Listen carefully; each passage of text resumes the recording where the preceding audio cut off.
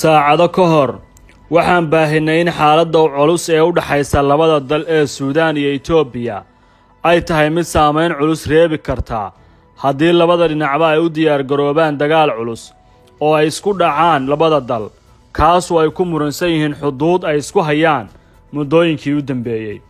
Suudaan waxay qabsatay deegaano badan oo ka mid ah kuwa la isku hayay iyo waliba dhul dheeraad ah sida ay Itoobiya ku doodayso.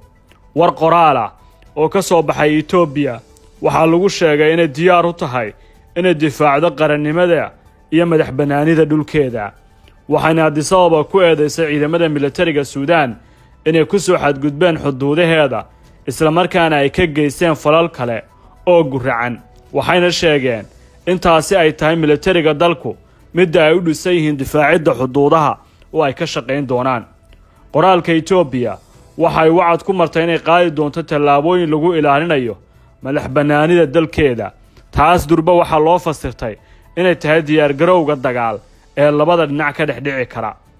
dad badanina waxay ugu baaqayaan dhinacyada durba oo uu ka mid yahay ururka midowga Afrika inay ka shaqeeyaan sidii ugu yaraan loo joojin lahaa hanjabaadaha isla markaana loo abuuri lahaa jawi wada hadal.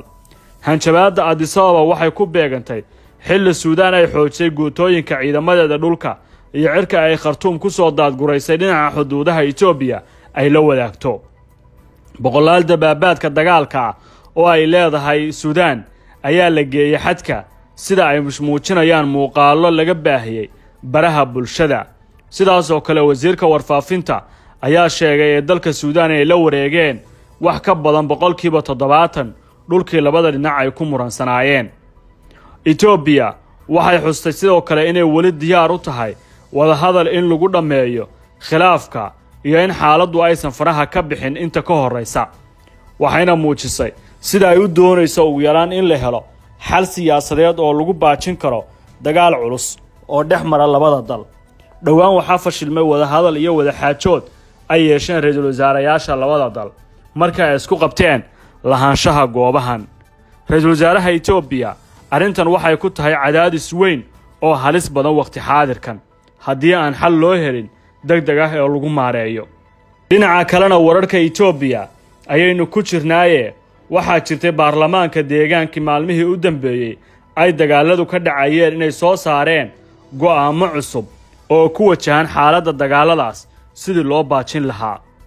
fadhi gaar ah oo ay yeesheen golaha baarlamaanka ee dowlad deegaanka lagu magacaabo Benishanguul Gumiska waxa ay xasaanadii kala noqdeen 4 xubnood oo ka tirsanaa maamul goboleedka.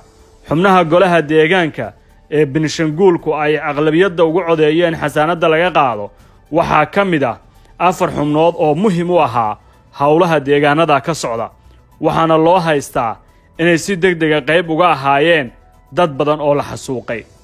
go'aanka waxaa lagu gaaray shirkii shanaad ee socday ee golaha wareegii 6aad ee degdega ah kaas oo loogu yeeray si laga wada hadlo dhibaatada amni ee ka dhalatay gobolka Mitikel oo dad badan ay ku naf waayeen.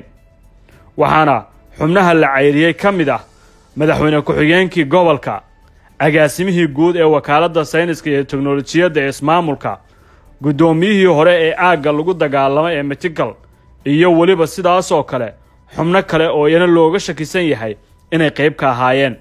dadkan waxaa loo haystaa xasuuqi ka dhacay halka lagu magacaabo Bachukal qabalaha la yiraahdo ee degmada Bulan aagga gobolka Mitikel.